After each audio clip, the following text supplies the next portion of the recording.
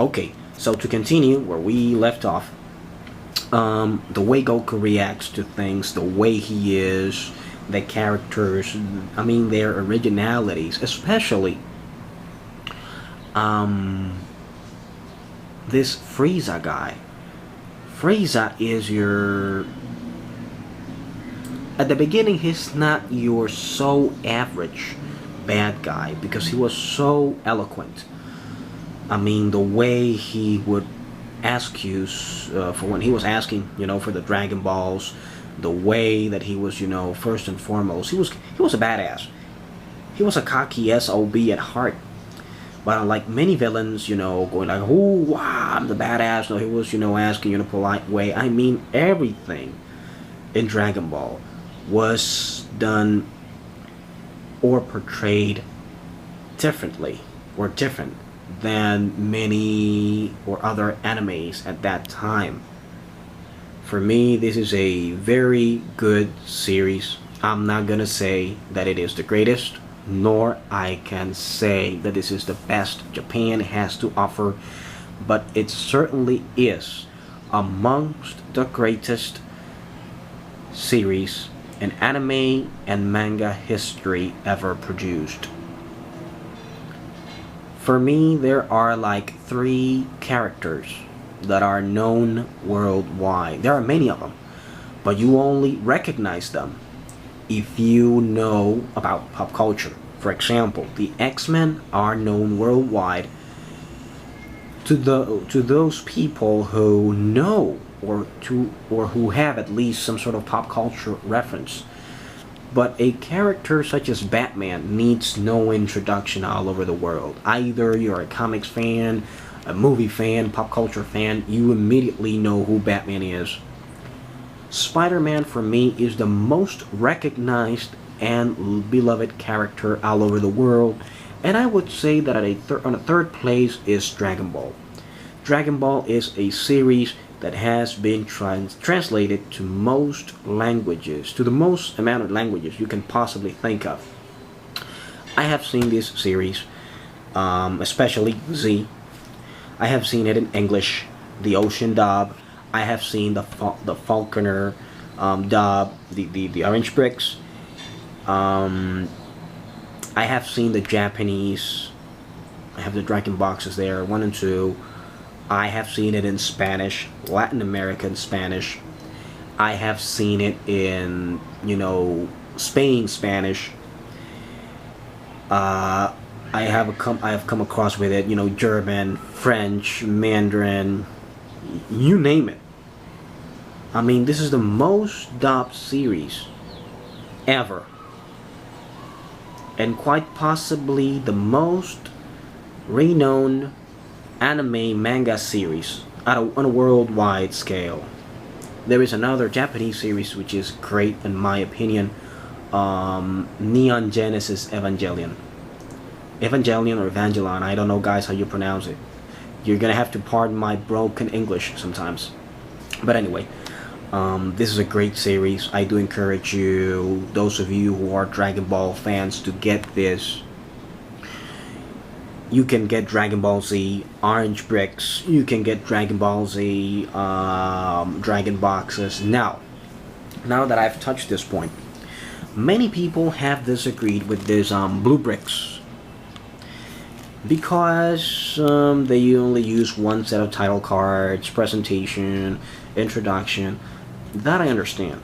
I know where you're coming from. I am a collector.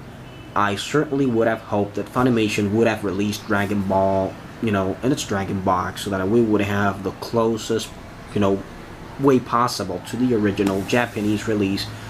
But let me tell you guys, Funimation, they're not gonna sit around and cross their arms. You know as well as I do that when this series, which has already ended, 5 seasons are already out, when this season has already ended, when they have already ended on releasing the Dragon boxes, they're gonna come with this Dragon box or the GT Dragon box or possibly the movies Dragon box. Now, it doesn't matter which version you have. If you have season 1 like this, if you have the Dragon box, if you have the other DVD releases that were released by MGM, I think it was, if you have the Falconer's Dragon Ball Z Orange Bricks or the Dragon Box, it's gonna be in the end the same thing. Many people have disagreed with the cropping with the Orange Bricks.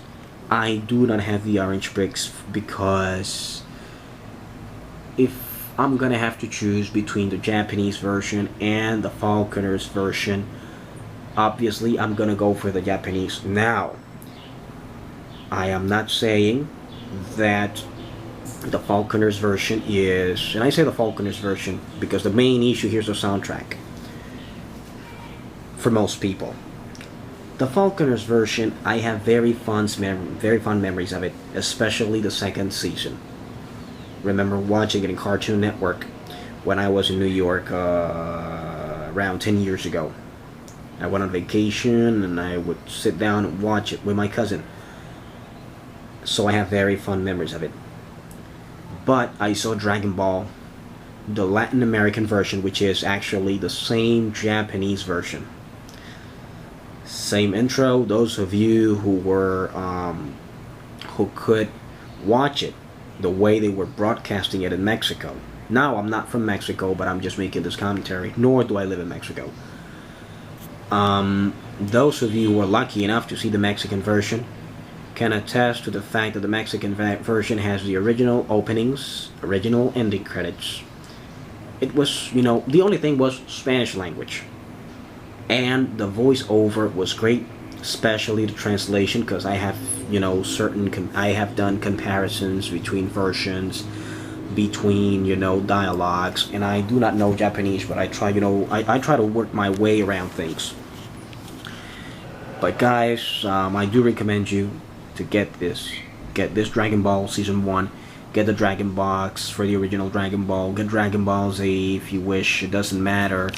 But those of you who love anime, who love manga, who love pop culture, even for those of you who are brand new to this stuff, I would recommend this to you wholeheartedly.